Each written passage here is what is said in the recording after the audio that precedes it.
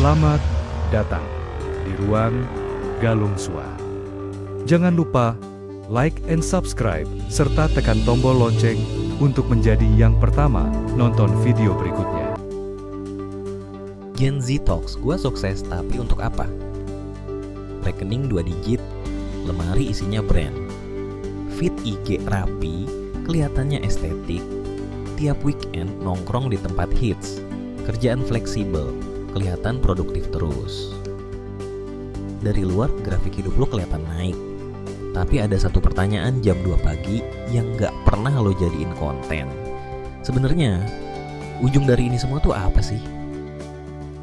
Fase usia 21-25, eksplorasi atau sekadar pencitraan. Di umur segini dunia terasa luas banget. Baru lulus, baru masuk dunia kerja, baru sadar hidup gak sesimpel teori di kampus. Lo coba banyak peran, gonta-ganti arah, nyari jawaban. Sebenarnya gue ini siapa? Dan itu wajar. Tapi pelan-pelan, standar sukses lo mulai disetir validasi luar. Kerja di tempat keren, aman. Gaji naik, valid. Lo jadi sibuk banget, tapi jarang pause buat nanya, ini beneran gue banget atau cuma kelihatan bagus? Di fase ini, sukses sering ketukar sama sibuk. Padahal sibuk cuma gerak, sedangkan arah adalah kesadaran. Fase usia 26-30, stabil di kertas tapi gelisah di dalam. Usia segini, vibe-nya beda. Fase coba-coba mulai habis. Kata stabil tiba-tiba kedengaran lebih seksi dan dewasa. Pemasukan tetap jadi prioritas. Posisi aman mulai dikejar. Hubungan serius dipikirin matang-matang. Dari luar, hidup lo kelihatan solid, udah jadi. Tapi justru di fase ini, banyak yang mulai berhenti jujur sama diri sendiri. Keraguan diteken, capek mental dianggap wajar. Gelisah sedikit langsung dilabeli kurang bersyukur. Lo tetap kerja keras, tetap perform, tetap kelihatan tegar. Tapi pelan-pelan, rasa bener-bener hadir di hidup sendiri mulai hilang. Berasa jalan pakai autopilot. Lo punya jabatan, punya duit, tapi lo lupa kenapa dulu mati-matian ngejar semua ini. Paradoksnya sederhana. Orang kira krisis datang saat gagal. Padahal seringnya, krisis muncul justru saat lo sukses. Tapi suksesnya dibangun terlalu cepat, tanpa fondasi batin yang jelas. Fase di usia 31-39, saat hidup mulai mengaudit dirimu. Masuk usia 30-an, hidup gak bisa lagi ditipu. Tubuh mulai kasih sinyal. Pikiran mulai minta kejelasan. Relasi mulai butuh kehadiran yang utuh. Kalau usia 20-an lo bangun dengan kesadaran, fase ini terasa lebih tenang. Lo tahu batas, tahu prioritas, tahu kapan harus berhenti. Tapi kalau fondasinya rapuh, fase ini terasa berat. Bukan karena kurang uang, bukan karena kurang status, tapi karena ada koreksi dari dalam.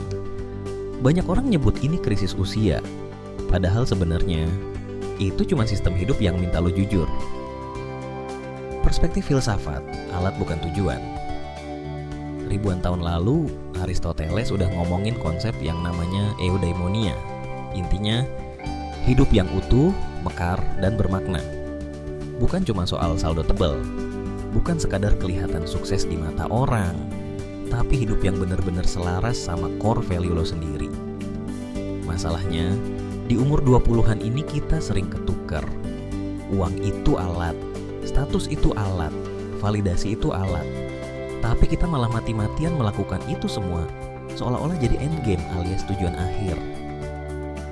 Kalau kita pakai logika stoikisme, hal-hal eksternal kayak harta, jabatan, atau reputasi itu statusnya boleh dimiliki, tapi bukan fondasi utama buat identitas diri lo.